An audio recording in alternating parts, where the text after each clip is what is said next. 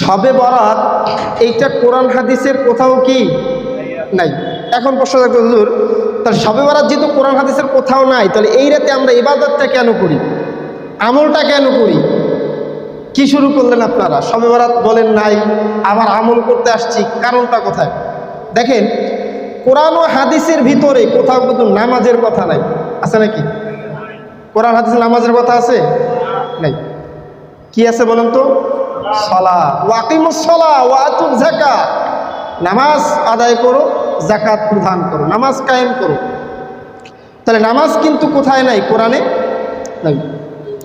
একদল লোক তারা বলে যে কোরআন ও হাদিসে যেহেতু শবে বরাত নাই, এই জন্য তারা শবে বরাত পালন করে না, বা শবে বরাতে ইবাদত তারা একবারে প্রত্যাখ্যান করে। কি বলে?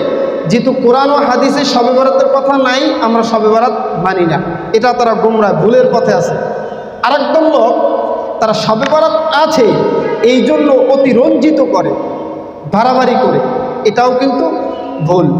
তাহলে কোরআন ও হাদিসে শবে বরাত নাই, এটা সত্য। নামাজ যেমনিভাবে কোরআন ও হাদিসে নাই, শবে বরাত ঠিক কোরআন ও হাদিসে নাই। কোরআন হাদিসে নামাজের পরিবর্তে কি আছে? সালাত। আর রমজানে যে আমরা রোজা রাখি, এইটা কি কোরআন হাদিসে আছে? নাই। কি আছে বলে তো? সিয়াম। কি আছে? ওয়াতিমুস সিয়ামা, তোমরা তোমাদের রোজাকে পূর্ণ করো, ইলাল মাগরিব, মাগরিব পর্যন্ত। যাই হোক, তাহলে কোরআনের ভিতরে রোজার কথাও কিন্তু নাই। ঠিক তদ্রূপ শবে বরাতের কথাও কোরআনে এইভাবে উল্লেখ নাই।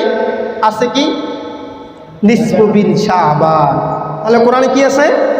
নিসফু বিন শাবান, অর্থাৎ শাবানের মধ্য রজনী।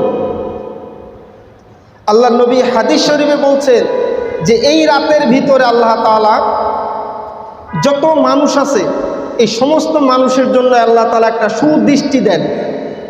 কেউ এই হাদিসের ব্যাখ্যা করছেন যে এই রাতের ভিতরে আল্লাহ তাআলা প্রথম আসমানে নেমে আসে। কি আসমানে নেমে আসে? প্রথম আসমানে নেমে আসে।